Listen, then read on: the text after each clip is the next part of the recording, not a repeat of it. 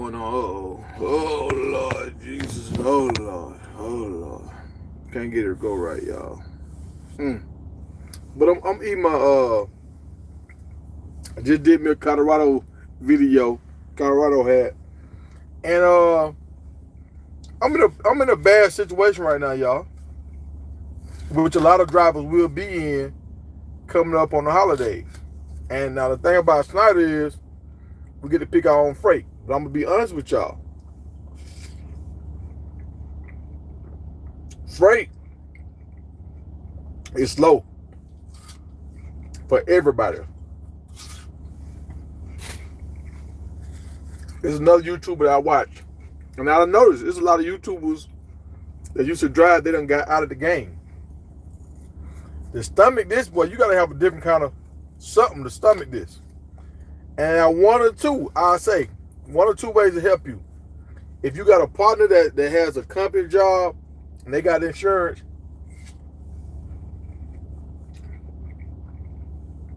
that helps out a lot, right? Y'all still eating this watermelon.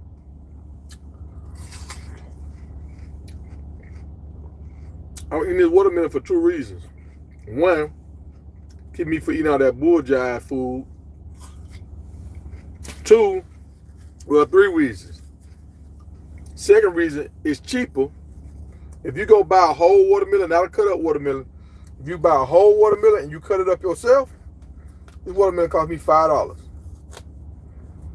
I'm not gonna eat all this watermelon at one time. I can eat this watermelon for a whole day.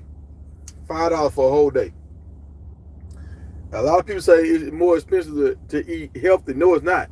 You just got to prepare the food. It's more expensive to eat when everything is prepared for you. When it's convenient. That's what we're paying for, convenience. Walking into the store and just grabbing something out the store, that's convenient. I can get this watermelon for free if I'm going to grow it, but now I got to water it and make sure the bugs don't get on it and make sure my goats don't get, so it's more work. So you can always get stuff for cheaper, but you got to do more work to get stuff. So this is the frustrating part about trucking right now. I'm willing to work. Like right now, I got like 4 hours left on my clock for my 70. I don't work the way I can't work no more. I thought I had a load going home, but they changed the time on my load. I planned out everything perfectly. I would have made it home. I would still had maybe like an hour left on my clock. I'd have been good. They changed my load time. They pushed it back to next week. So I had to come off that load.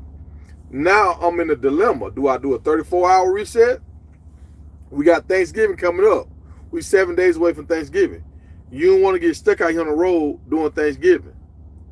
So it's like, okay, do I just do a 34-hour reset, go home and hang out with my family this Thursday and Friday, and then start up on Saturday, run hard Saturday? But I'm looking at the load board, and there's not a lot of freight out there on the load board, y'all.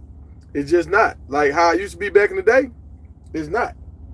And the company I was with before I came back to Snyder, they had an account running down to Orlando.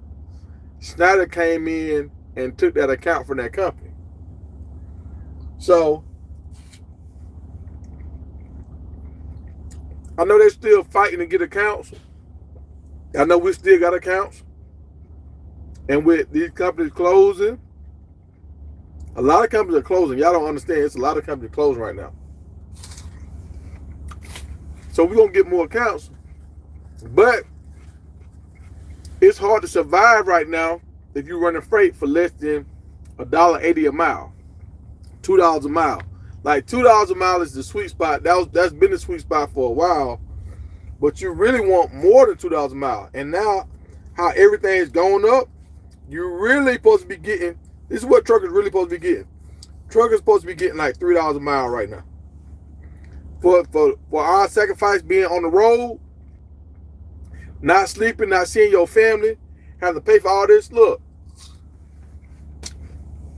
I had a tire to blow on me last week. A big piece of metal. Let me show y'all this metal. I'm going to show y'all this. It was stuck in my tire. Y'all see this? This was in my other tire. I pulled this out of the tire that didn't blow. My other tire blew. So I don't know how big of a piece of metal went in the other tire. But so I was like 18 miles away or 13 miles away from a Love's. So I was gonna try to make it to the Love's. But I end up trying to make it to the Love's. I end up busting my my airbag. The little pieces of wire that was in the tire. The tire that had got bust, it kept rubbing against my airbag, bust my airbag, right? Hey, appreciate you for hitting the like button. So I should have just pulled over. It would save me money if I just pulled over. But I was like, well, I'm gonna try to make it to the Love's. The Love's I was trying to make it to did not have a service department. So even if I would have made it there, I still couldn't have got my tire done. And then I had to call a TA. So I was in between Memphis and like Birmingham. So either way it go, I was gonna have to call somebody to come get me, and it was gonna be a long ride. So the TA out of Memphis came to get me, right? Well, they came to service me. The guy said he couldn't do my tire. I mean, he couldn't do my airbag. He could plug it so I wouldn't lose air, but he could change my tire. That's all he could do for me. I could drive to Memphis after I got my tire fixed and get the rest of the work done. I said, cool. How much? I want y'all in the comments. How much y'all think it cost me to get my tire fixed on the side of the road? Now, I was maybe like 40 miles away from Memphis. I'll wait. Y'all tell me how much y'all think it cost. Let me pull up these comments. How much y'all think it cost me? The live chat, remember to go out. Let my comments at, man. I want to see my comments. I want to see what y'all think. Before I tell y'all,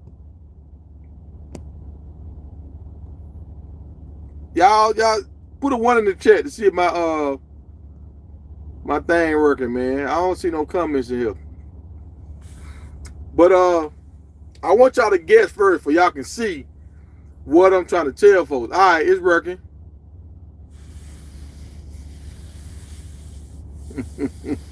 Yeah. I counted the bill. I counted out this morning a little bit. Before I do my West College shows, before I do my Colorado shows, I always try to comb everything out. But I done laid back down since I did that, so I done kind of smushed this side down. But look, y'all. You say 600. Urban Cowboy say 600.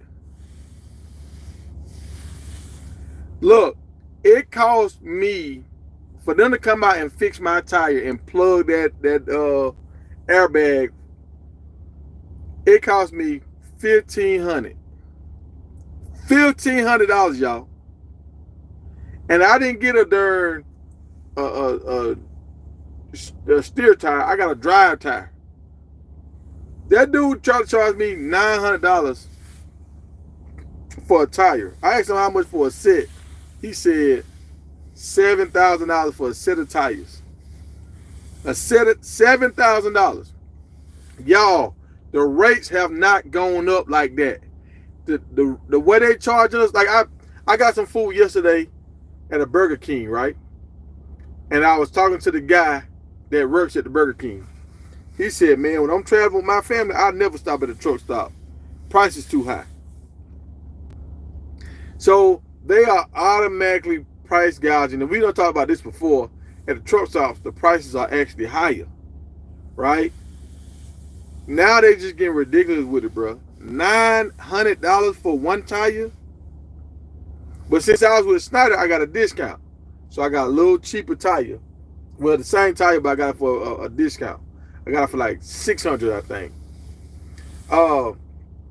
But for the whole ordeal, to get my tire done and to get my I can't even think what it is now, my darn airbag fixed, it all came up to almost $2,000, y'all.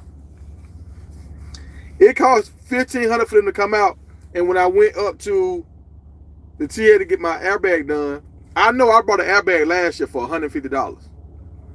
$150, I know. $150 in one place, I could have got one for like $99. They charged me $444. $444 to do my airbag. It's like now I'm gonna start getting real funky. Like I'm gonna call people and get all the information before you even touch my truck. Like $2,000.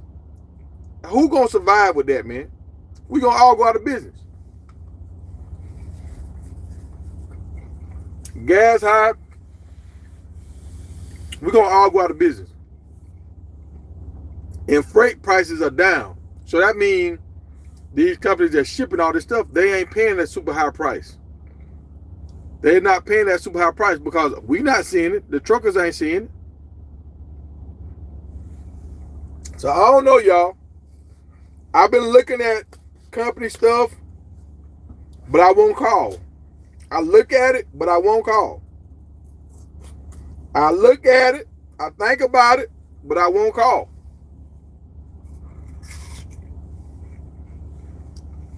Because I'm looking like, if I go company, I might make more money now. And when I say that, over the long haul, when you got to pay for oil changes and tires and all kind of little other shit, and a company driver, you will never lose. The only thing about a company driver is, and I don't really care about going to work. What I don't like about a company driver is, you don't got no control. I ain't no control freak, but I like to have, like right now, if I want to go home and see my mama right now, I can. Company, I can't decide to do that. They got control of what I do.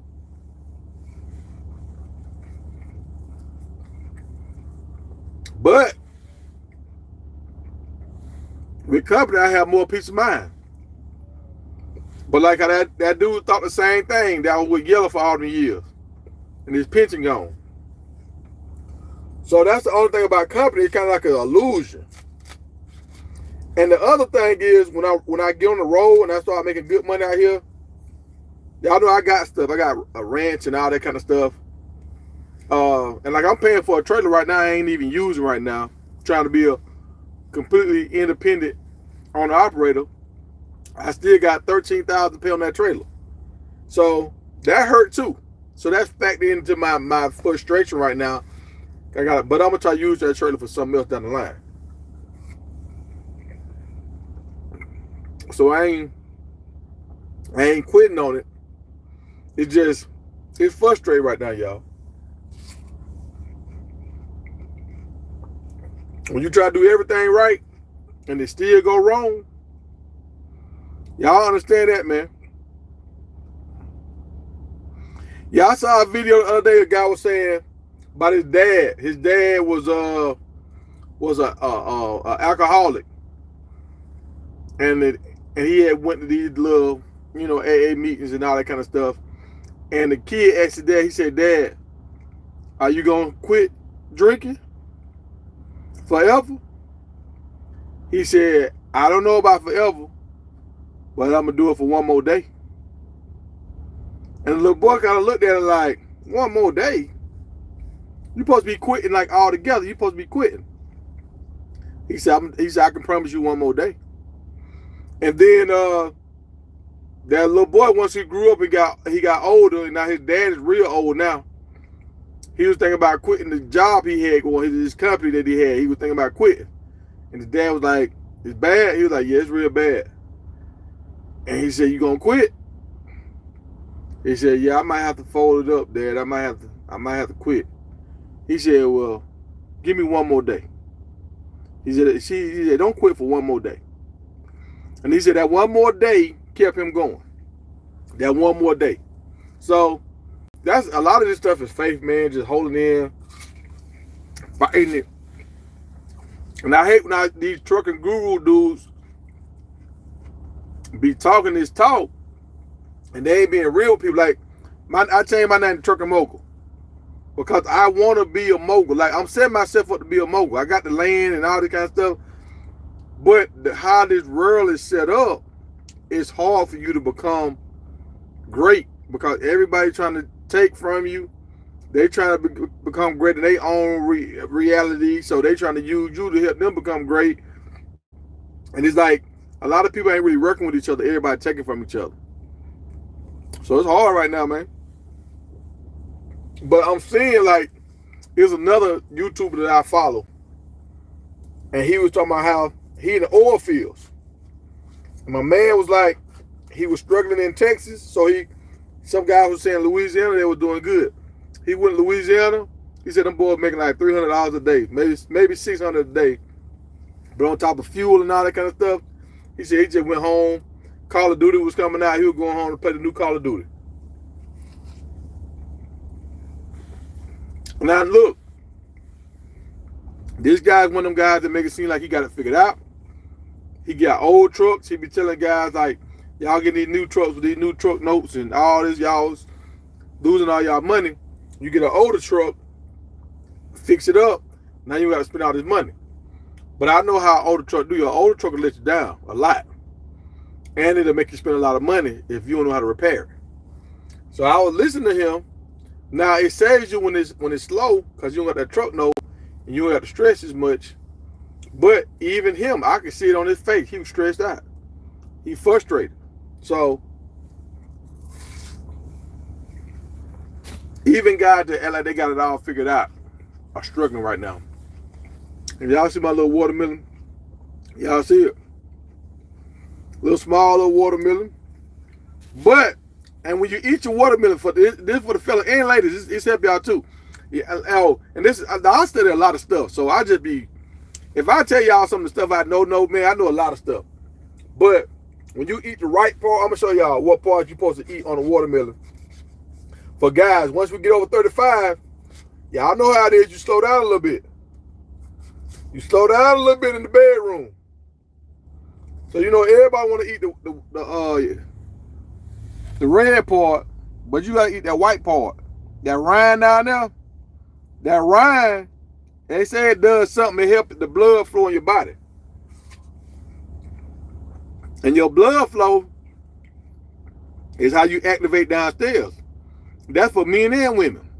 Y'all know some women can't really, they need to use all them lubricants and you got to go down on them and to get them jump started. Because a lot of them ain't eating right. They ain't drinking enough water. And like, I'm telling you, men and women are made up the same, like our organs. Just how we get turned on, they get turned on. And it's something to do with your blood circulation. So, we getting close to Thanksgiving. People have a lot of off time. Somebody gonna be around. So I'm trying to get myself ready for Thanksgiving. So I can stuff somebody turkey, if you understand what I'm saying. Somebody turkey gonna get stuffed. I don't know who it is. I had a nice little team. My team done fell apart.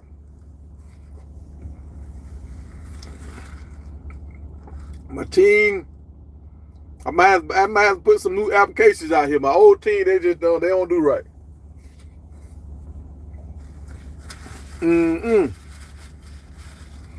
So what? Hey, I got somebody riding with me right now. What you on the op? Are you a lease? You company? What are you? I don't know who's still in here, cowboy. Semi-motivated. I don't know who in here.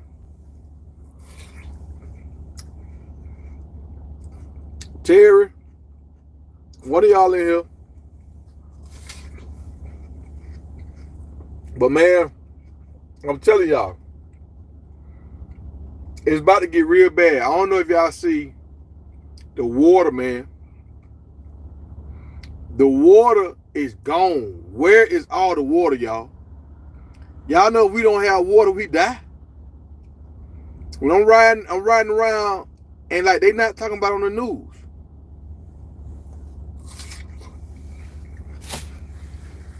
It's getting real bad, y'all.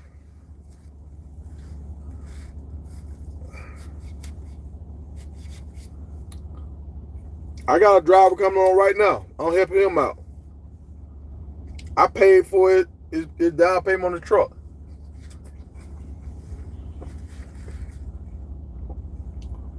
Cause I seen that man struggling, man. He was struggling at another company. So I was like, nah, I ain't gonna let you die, bro. I got you.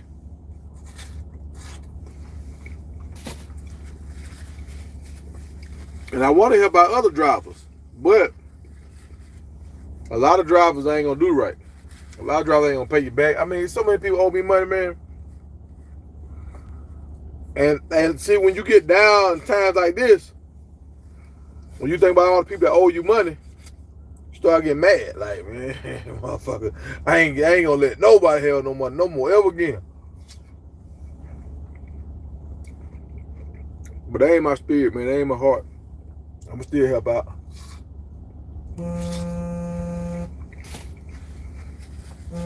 Hey, y'all got a call coming in. Let me catch this call.